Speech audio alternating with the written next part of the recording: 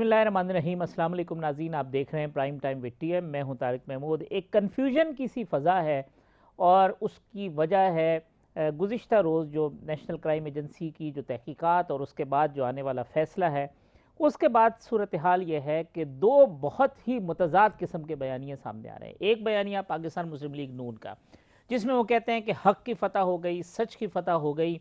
जो इल्ज़ामात हम पर आयद किए गए मनी लॉन्ड्रिंग के, करप्शन की जो बातें की गई, वो सब के सब झूठे साबित हुए। और उसकी वजह यह है कि ये कोई अरशद मलिक की अदालत नहीं थी, ये कोई ऐसी अदालत नहीं थी जहाँ पर जो है वो असरअंदाज हुआ जा सकता था। और कहते हैं कि जो बयानिया घड़ा गया था मुस्लिम लीग नून के ख़िलाफ़ नैब का, और उस सिलसिले में जो एसिड रिकवरी यूनिट है उसने भी लेटर्स भेजे, हुकूमत पाकिस्तान की जानिब से जो झूठे शवाहिद थे वो पेश किए गए, लेकिन वो तमाम चीज़ें जो है वो गलत साबित हुई। और उसके ऊपर आज भरपूर प्रेस कॉन्फ्रेंसेस भी होती रही हैं, बयानात भी आते रहे हैं। और मुस्लिम लीग नून के जो सीनियर नायब सदर हैं शाहिद खाकान अब्बासी साहब ने यहाँ तक कहा कि कम अज़ कम चेयरमैन नैब को ये कह देना चाहिए कि उनसे गलती हो गई है।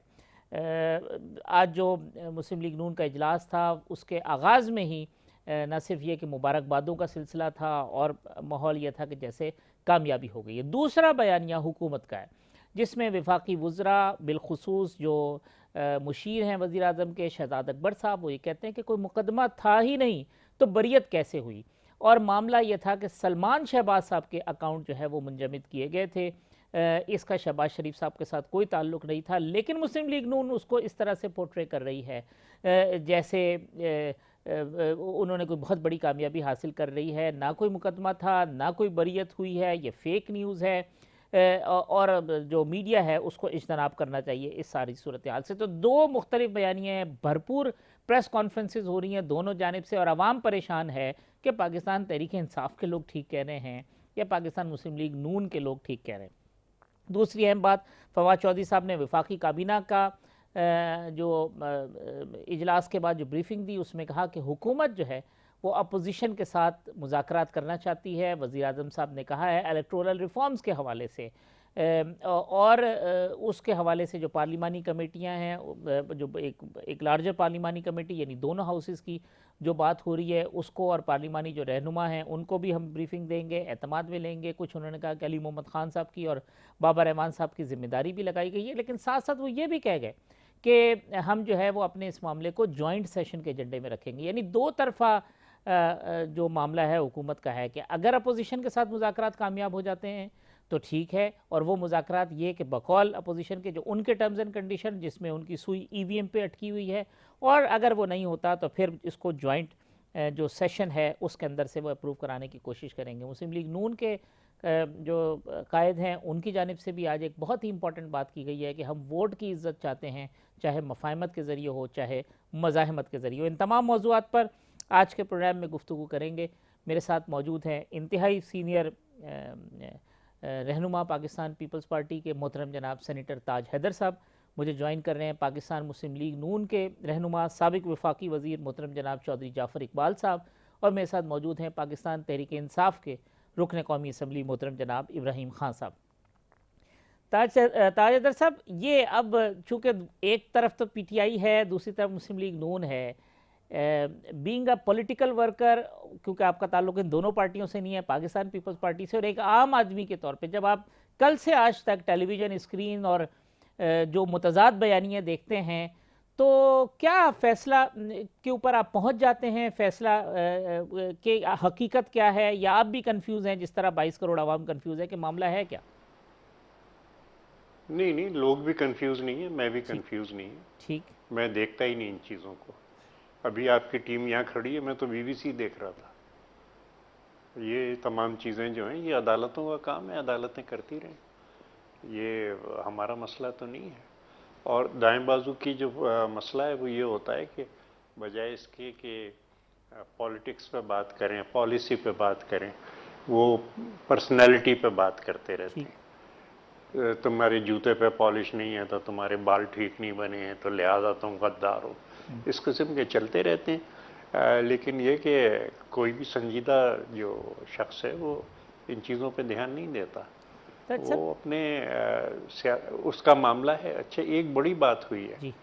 जो नुकसान पहुंचा है वो ये है कि कुछ जमातें थीं जिन्होंने दीन की बुनियाद, दीन को सियासत के अंदर ले आए, और उसकी वजह से दीन जो कि तज़किया नफ्स करता था और बेहतर इंसान बनाता था, वो अहमियत ख़त्म हो गई, वो एक इख्तिलाफ की नज़र हो गया। इसी तरीके से करप्शन को ख़त्म करने के बारे में कोई संजीदा गुफ्तगू नहीं हो रही कि आखिर ये क्यों है और इसको किस तरीके से ख़त्म किया जा सकता है और अवामी नुमाइंदे इसको कैसे ख़त्म करें। बजाय इसके वो हो रहा है नहीं तुम भी करप्ट हो, वो कह रहे तुम करप्ट हो, तुम करप्ट हो। मैं तो इसमें बीच में नहीं बोल सकता, सभी सही कह रहे हैं एक दूसरे को, लेकिन ये कि मैं इस बहस में मतलब मुझे पता ही नहीं कि हो क्या रहा है। ये जो एक दूसरे पे कीचड़ उछाली जा रही है, इस वक्त बहुत ख़राब हालात हैं। मुल्क का जो माशी स्ट्रक्चर है तबाह हो चुका है। नहीं, ये लाताल्लुक इन चीज़ों नहीं जी, ये लाताल्लुकी मायूसी की वजह से है या लाताल्लुकी उसकी नहीं, आपको जो अवाम के मसाइल हैं उनका हल ढूंढना है। ठीक, आपका जो माशी ढांचा है वो तबाह हो गया है, द बॉटम इज गॉन, और सोसाइटी के अंदर, आपके माशरे के अंदर इंतशार फैला हुआ है। जब भी आप जो गैर अहम मसाइल हैं उनको ऊपर ले आएंगे और अहम मसाइल को पीछे धकेल देंगे तो वो जवाल की निशानी है। ठीक, माशरे में इंतशार होगा, फिसाद होगा, हर चीज़ होगी। लेकिन अगर संजीदगी से, कि बहुत से हैं कि भाई पहला मसला कि करप्शन को कैसे ठीक किया जाए, ये आज आम आदमी जो है वो परेशान इससे नहीं है कि कौन करप्ट है, वो इससे परेशान है कि जब वो किसी सरकारी दफ्तर में जाता है तो उसे सिर्फ अफसर से मिलने के लिए रिश्वत देनी पड़ती है। इसको कैसे ठीक करेंगे आप? और इसको ठीक करने के लिए क्या कोई संजीदा कोशिश हो रही है, कोई मशवरा हो रहा है? बिल्कुल नहीं हो रहा।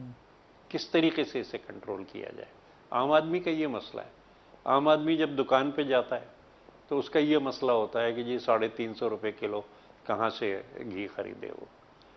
तो क्या महंगाई क्यों है, महंगाई को किस तरीके से कंट्रोल करना है, प्रोडक्शन को कैसे बढ़ाना है, जो पैदावारी लागत है, कॉस्ट ऑफ प्रोडक्शन, उसको कैसे कंट्रोल करना है, यूटिलिटीज़ को कैसे किया जाए, ये अहम मसाइल हैं। आपका जो माशी निज़ाम है वो कोलैप्स कर चुका है, और जिस वक्त माशी निज़ाम कोलैप्स करता है तो मुल्क कोलैप्स करता है। ये मैं आपसे अर्ज़ कर रहा हूँ। मैं बहुत परेशान आदमी हूँ और लेकिन हल हैं, और हल बहुत आसान हल है। ठीक। अब जाफ़र साहब, जो गुज़िश्ता रोज़ से बयानिया हुकूमत का है उसको आप किस नज़र से देखते हो? कहते हैं ये आपने जो है ना उसको ज़रा शोर शराबा ज़्यादा किया, ऐसे विक्ट्री स्टैंड पे खड़े हो गए जहाँ पे मुकाबला था। बताइए, मैं BBC देख रहा था ना। जी जी जाफ़र साहब। बिस्मिल्लाहिर्रहमानिर्रहीम। इस तरह से है हफ्सा मोहतरम के हुकूमत क्या कह रही है, हुकूमत के वुज़रा क्या कह रहे हैं, हुकूमत के पास कहने को है क्या, ये सारी मतलब सवालात उसी तरह सामने हैं। एक दिन तो 5-6 वुज़रा बैठते हैं, कागज़ों के थब्बे लहराते हैं और वो बताते हैं कि ये देखिए जी ब्रॉडशीट है, और ब्रॉडशीट क्या करने जा रही है, एवन फील्ड अपार्टमेंट्स जिनका इतना शोर डाला और जिसके बारे में साकिब निसार साहब से लेके और नीचे तक वो सजाएं देने वाले भी मौजूद हैं और दी भी गई, वो बरतानिया में ये साबित होता है जी उसके अंदर कोई जालसाजी नहीं है, वो पैसा कहीं 2 नंबरी से नहीं आया। और उल्टा जो है मियां नवाज शरीफ की फैमिली इन जो है ब्रॉडशीट को और दूसरों को उनके खिलाफ केस करती है, हर जाने का दावा करती है। फिर बरतानिया की अदालतें भी जुर्माने करती हैं। और ब्रॉडशीट को कितने पैसे दिए गए, मैं फिर वो ताज हैदर साहब ने बहुत कमाल की बात की कि मसले की तरफ ब्रॉडशीट के आगे फ्रंटमैन कौन थे ये कोई नहीं देखता। अच्छा, अब ये जो कल वाली आप बहस कर रहे हैं, शहजाद अकबर साहब और बहुत सारे दूसरे जो दानिश्वर हैं उन अहबाब को सुना इस पे बातें करते हुए, मुकदमा ही कोई नहीं है जी, बात ही कोई नहीं है जी। अच्छा, जब अदालत लंदन की तलब करे, जब वहां के अकाउंट मुंजमिद हो, जरा उस दिन की इनकी प्रेस कॉन्फ्रेंस देखें, जरा उस दिन के बयानात इनके देखें और आज के बयानात देखें, और 20 साल का रिकॉर्ड छानबीन हुई। चलिए ये कहते हैं हमने कोई मुकदमा नहीं किया, ये कहते हैं मुकदमा है ही कोई नहीं बरतानिया के अंदर। जो पाकिस्तान के अंदर मुकदमे हैं वो यही हैं कि यहां से पैसा चोरी करके लंदन ले गए, या इसके अलावा भी कोई बात है इनके पास? अब जो लंदन की अदालतें हैं वो कहती हैं नहीं जी, पिछले 20 साल में सलमान शहबाज हों, मियाँ शहबाज शरीफ हों, मियाँ नवाज शरीफ के साहबजादे हों, वो कोई चोरी का पैसा लेके नहीं आए, जितनी चीजें आई हैं वो लीगल आई हैं। अब फिर उस तरफ भी कोई जाने को तैयार नहीं है, उस बात को भी मानने को तैयार नहीं है। लेकिन इन सारी चीजों को बिल्कुल एक साइड पे छोड़ दें ना। जिस दिन शहजाद अकबर साहब ने प्रेस कॉन्फ्रेंस की थी और बाकी शहबाज गिल साहब और जितने लोग हैं ना, उस दिन किसी एक आम आदमी को कोई नफा हुआ था और ना आज के इस फैसले से कोई नफा होगा। ठीक, नफा किस चीज से होगा कि वो जो चोर थे, जिनको ये कहते हैं, जिनको करप्ट कहते हैं, जिनको अकामे पे निकाला गया, जिनके लिए साकिब निसार साहब की जरूरत पड़ी, जिनके लिए जज बशीर की जरूरत पड़ी, अरशद मलिक की अल्लाह गरीकर रहमत करे जरूरत पड़ी, उन अदालतों को मॉनिटर करने के लिए सुप्रीम कोर्ट के जजेस की जरूरत पड़ी, तब आपके यहाँ हालात क्या थे? और आज जब ये सारे नेक पाक लोग तशरीफ फरमा हैं, पिछले 3 साल से करप्शन नहीं हो रही, आज के हालात क्या हैं? वो तो ताज साहब ने कहा ना कि जो माशी जो निज़ाम है या ढांचा है वो तो बिल्कुल तबाही का शिकार है। इब्राहिम खान साहब, नहीं, मैं एक जुमला अदा करके आपको, बिल्कुल मुआशी ढांचा बिल्कुल उससे ज्यादा जो अगले आने वाले दिनों में खतरनाक सूरत हाल पैदा होने वाली है कि जो गंदम मैंने उगाई थी बतौर जमींदार किसान, वो किस रास्ते से बाहर गई, वो आपको मुझे शायद यहाँ बताने लगे तो जुर्म लग जाए हमारे ऊपर कोई जो है वो गद्दारी का मुकदमा बन जाए। वो बाहर चली गई और जो मंगवा रहे हैं ये नेक पाक लोग, एक तो महंगी मंगा रहे हैं, एक बर वक्त आ नहीं रही। अब आपके मुल्क के अंदर आटे और गंदम का अगले 2-1 माह में बहरान रहेगा, कीमतें और भी ऊपर जाएंगी। जबकि आप ही के प्रोग्राम में इनके जो स्पेशल असिस्टेंट टू पीएम हैं चीमा साहब, वो ये खबर दे के गए थे मुझे और आपको कि आटा और चीनी सस्ती हो रही है। कह रहे थे 55 रुपए किलो पे हम फिक्स कर देंगे। मैंने अगले प्रोग्राम में भी पूछा, उन्होंने कहा जी वो हमने कर दिया है वो, लेकिन ये अनाउंस हो जाएगा। इब्राहिम खान साहब, एक बात तो ये है कि जब अकाउंट फ्रीज़ होते हैं तो आप शादियाने बजाते हैं कि देखें जी इनके अकाउंट बरतानिया ने फ्रीज़ कर दिए। जब वो कहते हैं कि नहीं ये जो है कुछ नहीं निकला, हमने बहाल कर दिया, अब आप कहते हैं कोई मुकदमा ही नहीं था, उन्होंने खुद की 2 लेटर वो रेफरेंस के तौर पर पेश कर रहे हैं कि ये लेटर जो थे वो एसिड रिकवरी यूनिट ने भेजे। बिस्मिल्लाहिर्रहमानिर्रहीम। हाफिज साहब, पहले तो थोड़ा सा अगर किसी का फॉरेन एक्सपोजर है तो उसको ये बेहतर अंदाज में ये चीज़ें समझ आनी चाहिए। यहाँ पे पॉइंट स्कोरिंग की ज़रूरत नहीं है। पहली बात तो ये है कि 10,000 पाउंड तक जो है या $10,000 अमेरिका में है कि अगर आप जाएं तो उससे ऊपर अगर आप पैसे लेके आते हैं तो आप डिक्लेयर करें। और ये क्योंकि अमाउंट कोई 3 लाख पाउंड का या कुछ इस किस्म का इशू था, तो उस पर उनका एक नेचुरल चेक होता है अपने उसका बैकग्राउंड चेक करने का कि पैसे कहाँ से आए और क्यों आए और कैसे आए, तो वो उनको फ्रीज कर लें।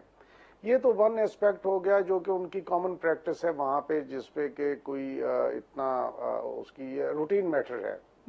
अब इससे हटके आइए, हम कितनी तनज़ली का शिकार मजीद होना चाहते हैं कि हम अपने जुडिशल सिस्टम को साकिब निसार और फलां साहब के नाम लेके उसको डिग्रेड कर रहे हैं, और इंग्लिस्तान के अदालत के एक छोटे से फैसले को उठा के हमने सर पे उठाया हुआ है और जनाब हम बैंड बाजे और पता नहीं क्या क्या उसके लिए बजा रहे हैं। वो बेसिकली वो जहाँ से जो पैसा गया है उसके एक तो डायरेक्ट जो बेनिफिशियरी हैं जिनके नाम पे है, और फिर जिस मुल्क में गया है वो मुल्क उसका बेनिफिशियरी है कि वहां पर इतना जो है वो बारिश हुई पैसों की। तो अब उन लोगों को बिठा के आप मुझे ये समझाएंगे कि वहां पे जो फैसला हुआ उसका इम्पैक्ट पाकिस्तान में आएगा, ये किसको समझाने की कोशिश कर रहे हैं? मैं अगर कोई चीज कहाँ से कहीं उठाता हूँ और जाके किसी जगह पे पनाह लेता हूँ और पनाह वाला कहता है जी ये बंदा तो बिल्कुल नेक आदमी है, तो हम कहें वाह वाह वाह वाह, देखा जी उन्होंने कह नहीं दिया कि ये नेक आदमी है। खुदा के लिए मामलात को हकायक के तनाजुर में देखें। मैं थोड़ा सा टच करना चाहूँगा अपना जो है ताज हैदर साहब के हवाले से। उन्होंने बिल्कुल सही फरमाया है कि मुआशी ढांचा जो है वो गड़बड़ हो गया है और उसमें काफ़ी गड़बड़ है। मैं सिर्फ इतना रिमाइंड करवाना चाहूँगा कि इसकी बुनियाद पाकिस्तान पीपल्स पार्टी के जो मरहूम अल्लाह उनकी जवार रहमत में जगह करे जुल्फ़कार अली भुट्टो मरहूम जो थे, उन्होंने किया था नेशनलाइज करके इस मुल्क का इंडस्ट्रियल बेस उसको तबाह कर दिया था।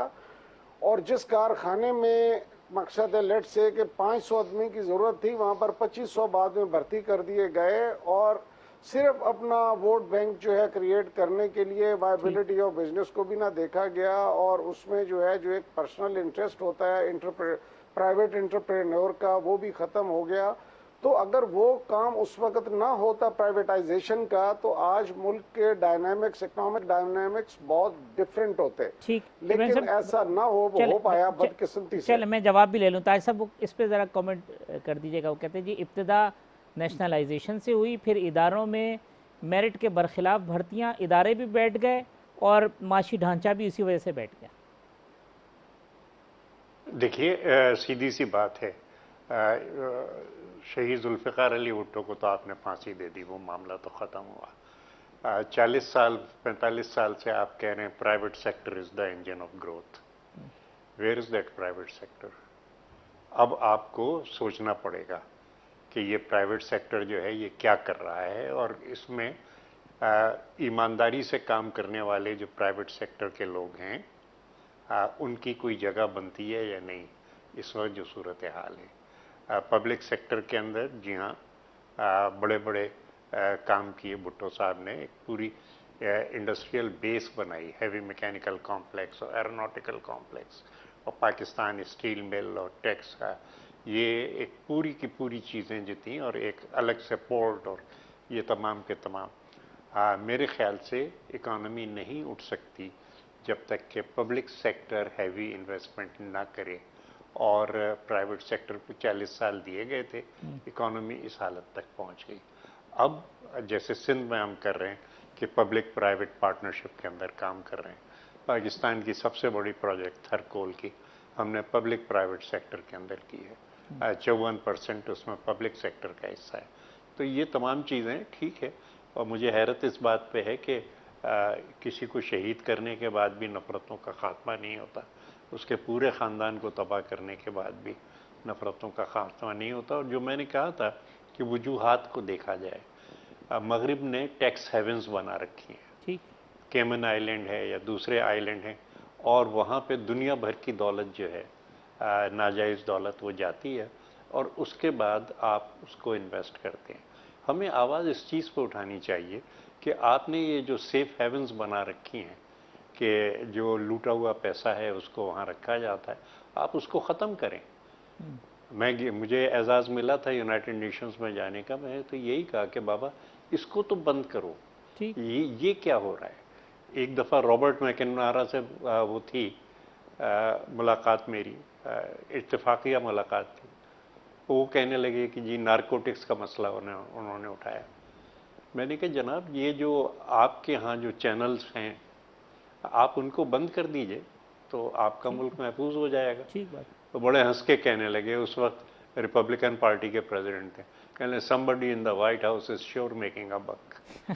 तो अब ये तमाम चीज़ ये सरमायादाराना निज़ाम की ये खासियत है कि खुदा जो है वो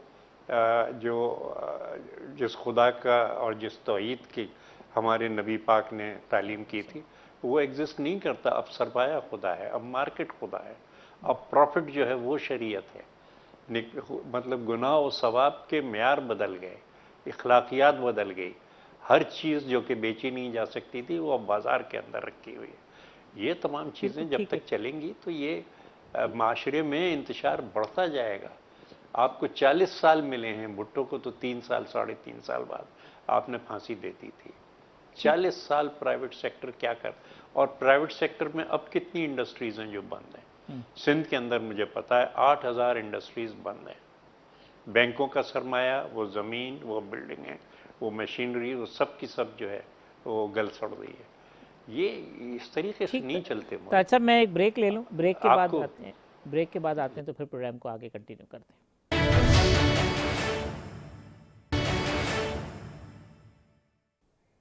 वेलकम बैक नाज़रीन। सेनेटर ताज हैदर साहब, इब्राहिम खान साहब, चौधरी जाफ़र इकबाल साहब मेरे मेहमान हैं। जाफ़र साहब, आज मुस्लिम लीग नून की क़यादत की जानिब से, यानी मियां नवाज शरीफ साहब की जानिब से बात की कि जी हम वोट की इज़्ज़त चाहते हैं, चाहे मफाहिमत के ज़रिए हो या मज़ाहिमत के ज़रिए, दोनों दरवाजे आपने खुले हैं, रखे हुए हैं। तो फिर तभी तो लोग बोलते हैं कि जी ये नूरा कुश्ती है शहबाज साहब की और मियाँ साहब की।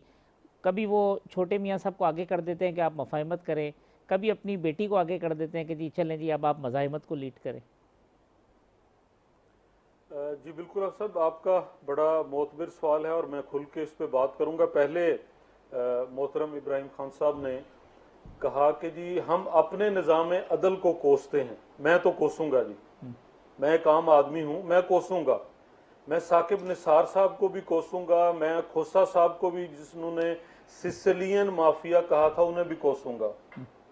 मैं बिल्कुल उन असहाब की भी बात करूंगा। मेरी आंखों के सामने वो जो कर्नल साहब सफेद कपड़ों में नैब की अदालत निकल रहे थे, मैं गेट पे खड़ा था, आप साफी भाइयों के सवाल पे मुंह छुपा रहे थे, मैं उनकी भी बात करूंगा। मैं उनकी भी बात करूंगा जो मुझे आके कहते थे कि नवाज शरीफ को छोड़ दो 2017 में और आप पीटीआई की तरफ रुख करो, ये मुल्क के अंदर कामयाबी की नहीं, बात। आपको प्रेशर दिया गया कि आप पीटीआई के प्लेटफॉर्म से इलेक्शन लड़ें? जी बिल्कुल, बारहा मैं तब पार्लिमानी सेक्रेटरी डिफेंस था और ये सारा कुछ करने के बाद उन अदालतों के बाहर भी जाके मैं पेशियां भुगतने अपने कायद के साथ जाता रहा। ठीक। आज मुझे 3 साल बाद क्या मिला है? आज इस मुल्क का आम आदमी कहां खड़ा है? साकिब निसार साहब के वो सारे अहबाब जिनके कॉर्नर प्लाट निकलते हैं, वो लंदन बरतानिया में नहीं निकलते। अब जब दुनिया की अक्सबंदी करते हैं इंसाफ की, वो 13वें नंबर पर आते हैं। आपका नंबर 79 है। आप जब इंसाफ की बात करते हैं, आपकी अदालतों में पेंडिंग मुकदमात कितने हैं? आप जब इंसाफ की बात करते हैं तो आपको शौकत सिद्दीकी ऑन ओथ जो कह रहा था कि आईएसआई वाले कहते हैं बेंच बनाओ हमारी मर्जी के, नवाज शरीफ को बाहर नहीं आने देना। आज नवाज शरीफ जेल में, शहबाज शरीफ जेल में, शाहिद खाकान को जेल में रखा। आज आपने क्या कर लिया ये सारा करके? 41 मिलियन डूबा 4-5 दिनों के अंदर स्टॉक एक्सचेंज में। कोई है जिम्मेदारी लेने वाला? तब तो बावर्दी DGISPR आके प्रेस कॉन्फ्रेंस करता था। मुआशी हालात ठीक नहीं है, तब्दीली का साल है, इस तब्दीली के लिए सब कुछ हुआ। अब मैं आपके सवाल की तरफ आता हूं, मुफाहमत और मज़ाहमत। अगर मैं मज़ाहमत ना करता, अगर मैं GT रोड पे ना निकलता, अगर मैं ये ना पूछता मुझे क्यों निकाला, अगर मैं गुजरांवाला के जलसे में ना कहता कि आर्मी चीफ जनरल बाजवा साहब और फैज हमीद साहब आज के हालात के आप जिम्मेदार हैं, अगर मैं आपके प्रोग्राम में यह ना कहूं कि आसिम सलीम बाजवा साहब वो सीने वाले मेडल जो लगाए थे वो दिए थे दिफाए वतन के लिए, ये 99 कंपनीज का जवाब चाहता हूं मैं। अगर मैं वो ना पूछूं, फिर नहीं, फिर जाफर साहब एक तरफ आप वो कहते हैं, फिर अगली दफा जब एक्सटेंशन का मामला आता है तो फिर आप सपोर्ट में चले जाते हैं। जहां से आपको कोई खिड़की या दरवाजा खुला नजर आता है, आप कहते हैं भाई किसी तरीके से छलांग मार के अंदर चले जाओ। जहां दरवाजा बंद होता है वहां पे आप कहते हैं कि जनाब अब जो है ना ये सब चीजें बुरी हैं। आप सब ऐसा नहीं होगा, बिल्कुल नहीं होगा। वोट इसलिए दिया कि इस हुकूमत ने एक बहुत आम फहम मामले को जब एक क्वेश्चन मार्क बना दिया, ठीक, जब तरमीम के लिए असेंबली में ले आए तो उसमें यह बताना था कि जब मुसल्लह अफवाज के लिए कवानीन बनाने का मामला है तो हम बट के नहीं रहेंगे। वजीर आजम के इख्तियार में इजाफा किया था, वजीर आजम को एक नाजायज काम करने से पार्लियामान ने बचाया था, ऑर्डिनेंस पे ऑर्डिनेंस की जो फैक्ट्रियां लगी हैं उससे बचाया था, एक जमहूरी अमल का हिस्सा बने थे और दिन की रोशनी में बने थे। जहां तक आप कह रहे हैं छलांग लगाने की बात, देखें मुफाहमत, अगर वजीर आजम, अगर हुकूमत, अगर इदारे और इदारों के अंदर इलेक्शन कमीशन और अदालतें शामिल हैं, जब मिल बैठकर, ये बैठना पड़ेगा सबको, मिल बैठ के ये फैसला करेंगे कि हम पार्टियां तब्दील करने के लिए लोगों को मजबूर नहीं करेंगे। अगर वो फैसला करेंगे कि आईजी सिंध को अगवा करने वालों को सजा देंगे, अगर वो ये फैसला करेंगे कि जो वीडियो बनाने वाले थे अरशद मलिक की, उनको पकड़ा और जो चेयरमैन नैब की वीडियो बनाने वाले थे उनको आजाद छोड़ा, जब उनको कटहरे में लाएंगे तो फिर यकीनन मामलात आगे चलेंगे। चले इब्राहिम साहब, इसी तरीके से मामलात आगे चलेंगे जैसे जाफर साहब कह रहे हैं। जी जी मैं कह रहा हूँ मेरे से- मामलात इस तरह मेरे- से आगे चलेंगे जैसे जाफर साहब कह रहे हैं और चाह रहे हैं। आपने मेरे से जी सवाल जी किया है जी ना जी। जी इब्राहिम साहब। मैं पहले तो अर्ज ये करूंगा कि इनको जुडिशल सिस्टम चाहिए जिसमें जस्टिस कय्यूम साहब हों, या उनकी मकसद है कि उसी तरह के जजेस हों, सुप्रीम कोर्ट पर हमले हों। मुझे समझ नहीं आती कि किस उसके साथ बैठ के विगर के साथ और कितने मकसद है उस पर कॉन्फिडेंस के साथ ये बैठ के और एक मामलात को इस तरह से उठाते हैं और फिर हर तरफ से कोशिश करते हैं कि पाकिस्तान के दिफाई इदारों को किसी ना किसी बहाने उठा के इसमें मुलव्वस कर दो, इसमें ठोंस दो। फिर जब हम कहते हैं कि ये मोदी का एजेंडा है, आप उस पर अमल पैरा हो रहे हैं, तो फिर हमारे पे सीखपा हो जाते हैं कि जी आप क्या कह रहे हैं।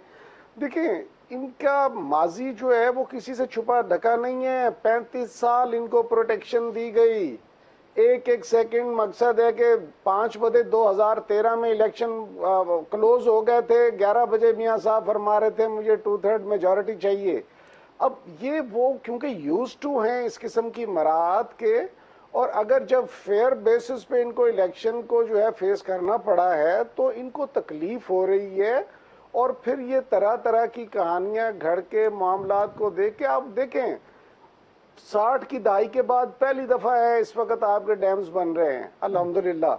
उससे ये बिजली अभी जो है अपना ताज हैदर साहब फरमा रहे थे कि वाकई ही कि वायबिलिटी ऑफ बिजनेस को जो है वो बिल्कुल तबाह किया गया है। जो बिजली आज ₹2.5 यूनिट में दुनिया में सोलर की बिजली अवेलेबल है। कतर ने 800 मेगावाट खरीदी है कैलिफोर्निया की एक कंपनी से जिसका नाम है यूटिलिटी दरहमा।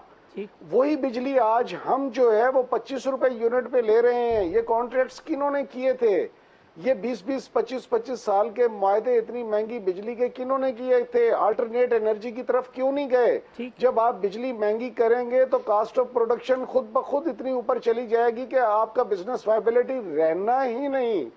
तो अब हम जिस तरफ हम कदम उठा रहे हैं वो नेशन बिल्डिंग स्टेप्स की तरफ जा रहे हैं ताकि मुल्क के परमानेंट बेसिस पे ऐसी बिजली हम पैदा करें और ले आए रिसोर्स, बिजली के सोर्सेज जो हैं जिससे कि सस्ती बिजली पैदा हो, आपके वाटर रिजर्वायर्स भी बढ़े, आपकी ज़राअत भी तरक्की करे, आपका इंडस्ट्री भी तरक्की करे और मुल्क में पहिया जो है वो चले और आप इंस्टीट्यूशंस को जो है वो सही सिमत में लेके चलें। मैं पहले जिक्र कर गया था मरहूम जुल्फकार अली भुट्टो साहब का, तो ताज साहब फरमा रहे थे कि मैं शायद किसी गुस्से में या हमारा वो ख़त्म नहीं, मेरा नहीं है, अल्लाह उनकी जवारे रहमत में जगह करे। एक उनकी पॉलिसी ऐसी थी, मैंने उसकी सिर्फ बात की थी। दूसरी तरफ जब ये आए तो इन्होंने गवर्नमेंट इंस्टीट्यूशंस के साथ वही कुछ किया जो भुट्टो मरहूम ने अपने दौर में नेशनलाइज किया था। तो इन्होंने उसको नेशनलाइज तो नहीं कहना चाहिए, उसको पर्सनलाइज करने की कोशिश की सिविल इंस्टीट्यूशंस को, और नतीजतन आज हम इस नहज पे पहुंच चुके हैं। ताज साहब, ये अब ये जो मिल बैठने की बात हो रही है, आज उन्होंने कहा कि प्राइम मिनिस्टर ने कहा है अपोजिशन के साथ बैठ के जो इलेक्टोरल रिफॉर्म्स के ऊपर आपने बहुत कोशिश की सेनेट की कमेटी में, और लोगों ने बहुत अप्रिशिएट किया आपके रोल को कि आपने बहुत ये कोशिश की कि जिन नुकात के ऊपर कंसेंसस हो सकता है कम से कम उनके ऊपर आगे बढ़ें। तो जो गवर्नमेंट का रवैया आपने सेनेट की कमेटी में देखा, उसको सामने रखें तो आपको फ्यूचर में कोई कंसेंसस होता नज़र आता है? नहीं, मतलब हर मामले पे कंसेंसस था। ठीक। और अली मोहम्मद खान साहब माशाल्लाह बड़ी मुस्बत बातें कर रहे थे और हम हर चीज़ पे इत्तेफाक राय कर रहे थे। ठीक। और कोई उसमें ऐसी चीज़ नहीं थी कि चंद पे इत्तेफाक राय हो और बाकी चीज़ों पे ना हो। ये जो टेक्नोलॉजी को एब्जॉर्ब करने का मसला था उसके ऊपर भी राह निकल आई थी, जो ओवरसीज़ पाकिस्तानी का था उस पर भी राह निकल आई थी। लेकिन ये कि बाज़ लोग नहीं वो खौफज़दा होते हैं कंसेंसस से, और आखिरी दिन, और मैं बिल्कुल सोच रहा था कि आज ये इत्तेफाक राय होगा और मैं सबको शाम को घर पे जो भी दाल रोटी है उस पर बुलाऊंगा और ज़ियाफ़त करूंगा कि जनाब आप सब ने बड़ा मसला, लेकिन वो तमाम चीज़ें जो थीं वो ख़त्म हो गई। तो मैं कह सकता हूँ और ताज साहब ये मैं कि सेनेट कमेटी किसी कंसेंसस पे पहुंच चुकी थी, लेकिन उसको सबूताज किया गया। बिल्कुल पहुंच चुकी थी, मैं जिम्मेदारी से बात कर रहा हूँ कि और मैं ऐसा नहीं था कि हमारा कोई खुफिया इजलास हो रहा था, ठीक, तमाम मीडिया बैठा हुआ था और तजावीज़ आ रही थी कि किस तरीके से हम टेक्नोलॉजी को लें। मेरी तजवीज़ थी एक, जिसको कि अली मोहम्मद खान साहब ने कहा कि नहीं बहुत मुनासिब है। जी। उनकी एक तजवीज़ थी जिस पे कि सब ने कहा कि हाँ मुनासिब तजवीज़ है। तो अब क्या लेकिन सूरत नहीं, है ताज साहब क्योंकि के वो एक किस चीज़ पे कहते हैं कि जी ईवीएम के ऊपर ही वो फंस गए हैं कि जी कंप्लीट होगा, क्योंकि हमारी इत्तला ये थी कि जी आप नहीं, वो ईवीएम वगैरह तो सब एक ठीक, लफ चीज़ है। ठीक, पहले तो हमें ये देखना होता है ना कि जो हमारा तरीक़ाकार है उसमें क्या खराबी थी। जी, ठीक, जो पिछले 2018 के जी, अंदर हुआ, ठीक, और पार्लियामेंट ने एक कमेटी भी बनाई उसके ठीक, ऊपर। तो क्या उस कमेटी की तो टीओआर तक नहीं बन सके। जी, ठीक बात। अगर जो फोरेंसिक सर्वेस की हैं फाफेन ने कि 78,471 जो फॉर्म हैं वेबसाइट पे जी, इलेक्शन कमीशन के, उसमें सिर्फ 128 फॉर्म 45 ऐसे हैं जिस पे के दस्तखत हैं पोलिंग एजेंटों के, बिल्कुल ठीक, बाकी सबको धक्के मार के बाहर निकाल दिया। तो मैंने पहले दिन अली मोहम्मद खान से कहा कि टेक्नोलॉजी को यूज़ कीजिए, कोई मशीन ऐसी बनाइए कि ये जो धक्के मार के बाहर निकाला जाता है इसको कोई रोक सके वो मशीन। अच्छा, ठीक, ठीक है ताज लेकिन साहब। ये कि मैंने कहा कि जी, इस पे कुछ कीजिए। ये जो है मतलब शाम तक बड़े पुरअमन माहौल में बड़े महज़ब तरीके से ठीक बात है। पाकिस्तान की कौम वोट देती रही। उसके बाद इलेक्शन एजेंटों को कहा कि तुम क्यों बैठे हो यहाँ पे, निकलो इधर से। ठीक, उसके बाद बहुत सी कॉन्स्टिट्यूंसीज ऐसी हैं कि जिसमें 8-8 दिन नताइज नहीं आए। अब मेरी समझ में नहीं आता, अच्छा अब ये ज़िमनी इंतखाबात हुए हैं, जी, कैंटोनमेंट बोर्ड के इंतखाबात हुए हैं, जिसमें के एस्टेब्लिशमेंट ने कोई दखल अंदाजी नहीं की, शिकायत भी ख़त्म हो गई। तो एक तरीक़ा कि जिस पे सब पे एतबार है, जिसको सब मानते हैं, वो तरीक़ा छोड़ के हम एक तरीक़ा ले लें और उस पर 150 अरब रुपए खर्च करें, तो ये तो समझ में नहीं आता कि एक ऐसा तरीक़ा ये ले लें कि जिस पे झगड़ा हो रहा हो। फिर उस दिन कायद ऐवान कहने लगे मैं रूस से आ रहा हूँ, वहाँ ईवीएम में पता चला कि ईवीएम तो थी, वोटर नहीं थे। तो और मॉस्को में मुजाहरे हो रहे हैं, व्लादिवोस्टोक में मुजाहरे हो रहे हैं। मैं ब्रेक लेनी है मुझे, बड़ी माजरत है, तो मैं फिर आता हूँ तो प्रोग्राम को कंक्लूड करते हैं।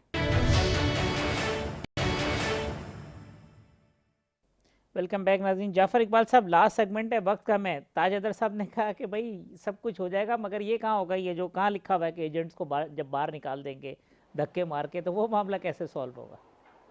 जी बिल्कुल, 2 लाइनें कह के हमें मोदी के यार कहा कि हम अदालती निज़ाम पे सवाल उठाते हैं। आगे चले तो अदालत का जज हो या फौज का जर्नैल हो या वजीर आजम हो, वो मेरे से तनख्वाह लेते हैं, मैं रियासत पाकिस्तान हूँ।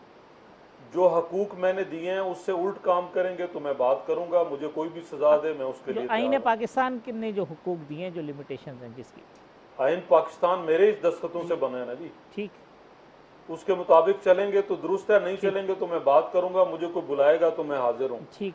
अब आ जाते हैं जी धक्के दे के निकालने वालों पे, यही मसला है। अभी कह दिया था वजीर आजम साहब ने, रूस के अलावा एक और मुल्क का भी कहा कि वहाँ भी जो है वो ईवीएम पे इलेक्शन हो रहे हैं। मैंने मुतालिया किया है साहब, और मुझे जो पता चला है जहाँ जहाँ इस्तेमाल हुई उन्होंने तर्क कर दी। नॉर्वे, जर्मनी, हॉलैंड, तीनों ममालिक ने एक सिर्फ नुक्ते की वजह से कि वोटर मुतमईन नहीं था कि मेरी सिक्रेसी कायम रहेगी, वोटर के इस एतराज़ पे तीनों जगह जो हुई। इंडिया ने शुरू किया बल्दियाती इलेक्शन में एक महदूद पैमाने पे पोलिंग स्टेशनों से, और फिर बल्दियात तक बढ़ाया, फिर वो रियासतों के इंतखाबात में 2-2 हल्कों से शुरू करके, और अभी उन्होंने बल्दियात भी ख़त्म कर दिया, रियासतों के इंतखाबात भी ख़त्म कर दिए, सिर्फ वो लोकसभा के इलेक्शन के लिए इस्तेमाल करते हैं। लेकिन वहाँ भी एतराज़ यही उठ रहा है। मेरा मसला वही है जो ताज हैदर साहब ने बयान किया है। वो मसला ये है कि आरटीएस बैठता है, वो मसला ये है कि जनूबी पंजाब महाज बनता है, अब उसे कैसे रोकेंगे। वो मसला ये है कि मुझे प्राइवेट नंबर से कॉलें आती हैं कि अब आप नून छोड़ दें, पीटीआई में आ जाएं, पीपल्स पार्टी छोड़ दें, पीटीआई में आ जाएं।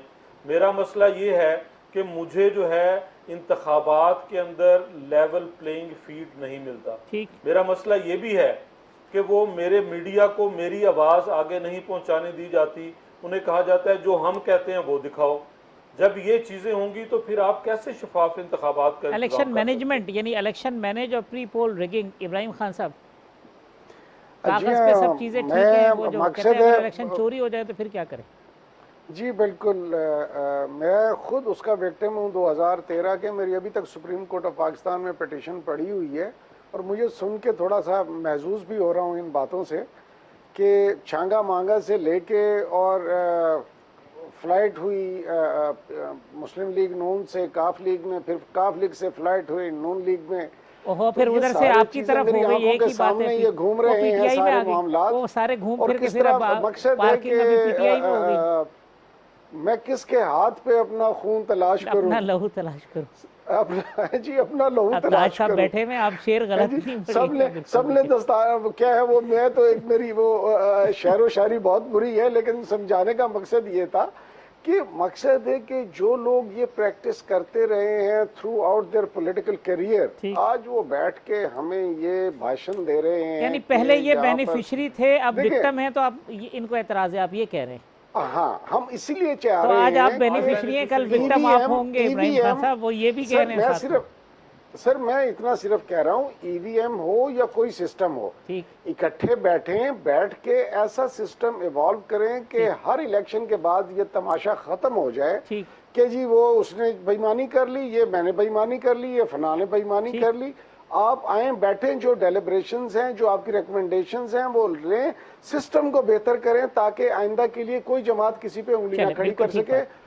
बिल्कुल ठीक बात है। मैं ताज साहब से जाफर साहब कुछ कहना चाह रहे हैं तो आप कह लें, मैं फिर ताज साहब। मैं सिर्फ ये कहना चाह रहा हूँ कि इकट्ठे बिठाना हुकूमत ने है, और वो जिनके कह रहे हैं दस्ताने पहने हुए वो हाकिम वक्त ने पहने होते हैं, अभी जो हाकिम वक्त है वो उतार दें। प्राइम मिनिस्टर साहब ने अभी कहा है जी कराची में भी आए, इकट्ठे मिलके बैठ के काम करें। गवर्नमेंट ऑफ सिंध को भी सेम इज फॉर द। ताज साहब सर कंक्लूडिंग रिमार्क्स आपके, ये मामला किस तरह से हल हो सकता है और कितने आप पुरुमीद हैं, या आपको लगता नहीं है कि मसला सेटल होगा?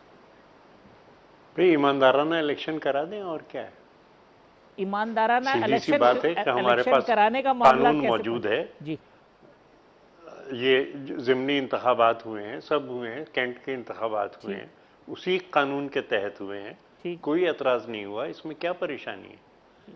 और अगर कानून में मैं आपको ये बताता हूँ कि ये जो पार्लियामेंट्री कमेटी काम कर रही थी, हमने 33 तरामीम जो हुकूमत की तरफ से आई थी उनको वेलकम किया था, और उनको आखिरी जो मुसवदा है हमारा उसके अंदर भी रखा है कि अगर कोई बेहतरी आ रही है तो उसको लाया जाए। लेकिन अगर सिर्फ ये हो रहा है कि जिस वजह से गड़बड़ हुई थी उसको तो हम नहीं देखेंगे, कि जो शिकायत थी 2018 के अंदर उसको हम नहीं देखेंगे, उसमें हम TOR भी नहीं बनाएंगे, और हम एक नया तरीका जो कि रूसी साइंसदानों ने निकाला है, बहुत बड़े साइंसदान हैं, मॉस्को में बैठ के अमरीकी सदर का इलेक्शन कंट्रोल करते हैं, अपने सदर को स्वीपिंग विक्ट्री देते हैं, वो बहुत बड़े साइंसदान हैं, मैं मानता हूँ बिल्कुल, तो वो हम यहाँ लेके आएंगे, तो ये, और उस पर 150 अरब पब्लिक के खर्च कर देंगे, तो ये तमाम चीज़ें तो ये रूसी साइंसदानों का तजर्बा जो है वो पाकिस्तान में करना चाहते हैं? नहीं, वो जो है शायद रूसी साइंसदानों ने हमसे सीखा है, और रिगिंग के मामले पे दुनिया को हमसे सीखना चाहिए। मैं तो कुछ कह नहीं सकता, मैं तो चोर हूँ, डाकू हूँ, वतन दुश्मन हूँ, इस्लाम दुश्मन हूँ, दुनिया की हर बुराई, जहन्नुम में मेरा चिकन टिक्का बनेगा, ठीक है। मेरे पास तो एक ही ऑप्शन है कि दुनिया में जन्नत बनाऊं, और दुनिया में जन्नत बन सकती है अगर हम ये नमूदो नुमाइश की ज़िंदगी छोड़ें, आराम से काम करें। लेकिन इस पे आखिर क्यों दलील दी जाती है कि आपने ये किया था? चलिए हमने ये किया था, क्या ये ज़रूरी है कि आप हमारी गलतियों की तकलीद करें? ठीक बात, आप ना करें। ठीक बात। 3 साल मिले हैं आपको, सोलर प्लांट 1200 मेगावाट की 6 महीने में लग जाती है, लगा दीजिए। ठीक, मैंने अपने दफ्तर में 6 एयर कंडीशनर चलाता हूँ, 3 दिन में प्लांट लग गई थी। हमारी पार्लियामेंट जो है वो सोलर एनर्जी पे चल रही है, सोचना क्या है? ठीक बात है, जो काम करना है जी। वो आबी बिजली जी इब्राहिम साहब, लास्ट सेंटेंस, वक्त खत्म हो गया बिल्कुल जी। लास्ट सेंटेंस सर सिर्फ इतना कि खुदा करे कि पीपल्स पार्टी की लीडरशिप जो है वो ताज हैदर साहब जैसे लोगों के हाथ में है। ताज हैदर साहब अभी भी उनके इलेक्शन सेल के इंचार्ज हैं। नहीं, अल्लाह का शुक्र है कि लीडरशिप